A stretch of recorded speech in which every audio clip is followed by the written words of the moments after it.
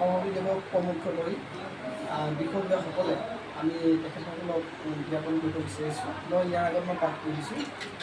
চিৰ চেনেহী মোৰ ভাষা জননী, অসম সাহিত্য সভা, কেন্দ্ৰীয় কাৰ্যালয়, চন্দ্ৰকান্ত সন্দিকৈ ভৱন, যোৰহাট, পহিলা বহাগ 1432 ভাস্কৰাব্দ 15 এপ্ৰিল 2025 খ্ৰীষ্টাব্দ। উলগনি পত্ৰ অসম সাহিত্য সভাৰ একান্ত অনুৰক্ত শ্ৰীযুত লীলামোহন শইকীয়া মৰিচাগছা। কৃষ্টি পথাৰত সৃষ্টি পাতনি মেলিবলৈ প্ৰকৃতিয়ে সেউজীয়া পোচাক পিন্ধা এই মহেন্দ্ৰখনত আপোনালৈ যাচিছোঁ হিয়া ভৰা শুভকামনা।